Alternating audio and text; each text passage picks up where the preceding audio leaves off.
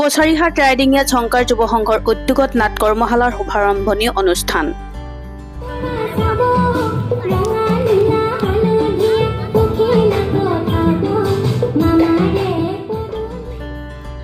আজিৰ পৰা গোলাঘাট জিলাৰ কছাৰীহাট ৰাইডিঙীয়া ঝংকাৰ যুৱ সংঘৰ উদ্যোগত অভিনয়ৰ যোগেদি শিশুসকলৰ মানসিক শাৰীৰিক বৌদ্ধিক বিকাশৰ লক্ষ্য আৰু উদ্দেশ্যৰে কছাৰীহাট ৰাইডিঙীয়াৰ সাধনী ভৱনত 15 দিনীয়া কাৰ্যসূচীৰে নাট কৰ্মশালা অনুষ্ঠিত কৰা হৈছে। উক্ত কাৰ্যসূচীৰ লগত সংগতি ৰাখি আয়োজক মণ্ডলীয়ে আয়োজন কৰা শুভাৰম্ভণি অনুষ্ঠানৰ আঁত ধৰে ঝংকাৰ যুৱ সংঘৰ সভাপতি জ্যেষ্ঠ সাংবাদিক অভিজিৎ নাথে। আয়তীৰ মাংগলিক ধ্বনিৰ মাজেৰে এগছি বন্তি প্ৰজ্বলনেৰে কৰ্মশালাখনি আনুষ্ঠানিকভাৱে উদ্বোধন কৰে মঞ্চ অভিনেত্ৰী লিপিকা বৰাই। অনুষ্ঠানত অৱসৰপ্ৰাপ্ত শিক্ষক ডম্বৰু গগৈ, নাট্যকাৰ দেৱজিৎ ৰাজখোৱা, সাধনী ভৱন পৰিচালনা সমিতিৰ সভাপতি সমাজকৰ্মী ভুৱন বৰা, শিক্ষয়িত্ৰী সাংস্কৃতিক কৰ্মী বৰ্ণালী বৰা বৰ্মন, সাংস্কৃতিক কৰ্মী দিবাকৰ হাজৰিকা, গোলাঘাট জিলা সাহিত্য সভাৰ পত্ৰিকা সম্পাদিকা কুমকুম বৰাকে আদি কৰি কেইবাজনো গণ্যমান্য ব্যক্তি স্থানীয় ৰাইজ উপস্থিত থাকি অনুষ্ঠানৰ সৌষ্ঠৱ বৃদ্ধি কৰে। উল্লেখ্য যে এই কৰ্মশালাত NSD প্ৰশিক্ষণপ্ৰাপ্ত নৱজ্যোতি শৰ্মা, ভাৰত চৰকাৰৰ যুৱ প্ৰতিভাধৰ শিল্পী বঁটা প্ৰাপক বিদ্যুৎ বিকাশ শৰ্মা ঠাকুৰ, বিশিষ্ট নাট্যকৰ্মী পাৰ্থজ্যোতি শৰ্মা, বিভা শইকীয়া মুখ্য প্ৰশিক্ষক হিচাপে উপস্থিত থাকি প্ৰশিক্ষাৰ্থীসকলক প্ৰশিক্ষণ আগবঢ়াব আৰু প্ৰশিক্ষণৰ অন্তত প্ৰশিক্ষাৰ্থীসকলৰ দ্বাৰা এখনি আটক ধুনীয়া পূৰ্ণাংগ নাটক মঞ্চস্থ কৰা হ'ব বুলি আয়োজক মণ্ডলীয়ে জানিবলৈ দিয়ে। এই আমি আজি 15 দিনীয়া কৰ্মশালাৰ ৰবীন্দ্ৰনাথ শুৱনি মইনা পাৰিজাতৰ মইনামণিসকলে এই নাটকখন মঞ্চস্থ কৰিলে। ৰবীন্দ্ৰনাথ শুৱনি মইনা পাৰিজাতে আজি বহু বছৰ ধৰি ছাত্ৰ ছাত্ৰীসকলৰ মনস্তাত্ত্বিক উৎকৰ্ষ সাধনৰ বাবে বহু অনুষ্ঠান কৰি আহিছে। তাৰ ভিতৰত এই নাট্য অনুষ্ঠানটো তেখেতলোকৰ এটা অনিবাৰ্য, তেখেতলোকে প্ৰতি বছৰে কৰি আহিছে।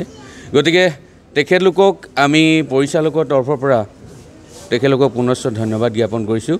আজি নাটকখনৰ পৰিচালক ময়ে আৰু নাটকখন মোৰেই, আৰু বিশেষভাৱে মোক সহযোগিতা আগবঢ়াইছে বিভা শইকীয়া, আৰু লগতে আমাৰ বিশেষভাৱে নৃত্যত সহায় কৰিছে বনশ্ৰী দত্তই। গতিকে আপোনালোকৰ সহায় সহযোগ কামনা কৰিছিলোঁ, মনৰ ভবাৰ বাবে আপোনালোকৰ সহায় সহযোগ পালোঁ। আগলৈও আমাক সহায় কৰি যাব। আপোনালোকৰ আশীৰ্বাদ শিৰত লৈ আমি ছাত্ৰ ছাত্ৰীসকলৰ মনস্তাত্ত্বিক উৎকৰ্ষ সাধনৰ ক্ষেত্ৰত আগবাঢ়ি যাম বুলি মই এই নাটকখন প্ৰতি বছৰেই গৰম বন্ধত কৰি আহিছোঁ, কৰ্মশালা দিওঁ। এইবাৰ 13 দিনীয়া কৰ্মশালাই দিছিলোঁ, কিন্তু 13 দিনীয়া কৰ্মশালা অকণমান বাঢ়িছিলহে আচলতে।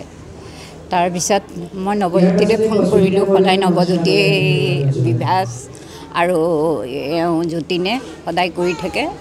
গতিকে মই নাটক এখন বিচাৰি প্ৰথমতে ফোন কৰিলোঁ, আৰু তাৰপিছতে তেওঁৰ লগত কথা বাৰ্তা পাতি মই ল'ৰা ছোৱালীৰ কৰ্মশালা দিলোঁ। কৰ্মশালাত সিহঁতে এই মইনামণিহঁত মানে বহুত আগবঢ়া। সিহঁতৰ অল আছাম কম্পিটিশ্যনত সিহঁতে ডিষ্ট্ৰিক্ট ৰিপ্ৰেজেণ্ট কৰিছে, আৰু সেই ডিষ্ট্ৰিক্ট ৰিপ্ৰেজেণ্ট কৰি সিহঁতে সুনাম কঢ়িয়াই আনিছে। আৰু সিহঁতক অলপ শিকালেই হৈ যায় ল'ৰা ছোৱালীখিনি।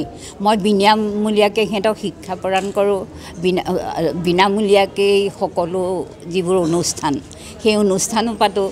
সিহঁতক যথেষ্ট মাৰ দৰে মই মৰম কৰোঁ, আৰু তেনেধৰণে সিহঁতৰ অসুখ বিসুখ হ'লেও মই সিহঁতক মানে সিহঁতৰ দৰৱ জাতি আনি মই সিহঁতক বহুত সহায় কৰি থাকোঁ।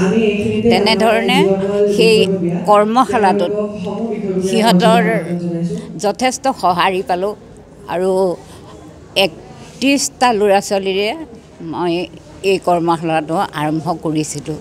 আৰু মোৰ ভয় লাগি থাকে যে সিহঁতে পাৰিবনে নোৱাৰে, বা সেনেকুৱা, বা নাটকখন কেনেকুৱা হ'বগৈ। শেষত সিহঁতে বহুত ধুনীয়া নাটক এখন আজি প্ৰদৰ্শন কৰিলে, আৰু সকলোলৈকে সেইকাৰণে মোৰ ধন্যবাদ থাকিল। আৰু আগলৈও যাতে তেনেকৈ কৰিব পাৰে, তাৰ কাৰণে মই ভগৱানৰ ওচৰত আশীষ বিচাৰিছোঁ। গোলাঘাটৰ পৰা পল্লৱিকা বৰুৱাৰ ৰিপৰ্ট, সময় অসম।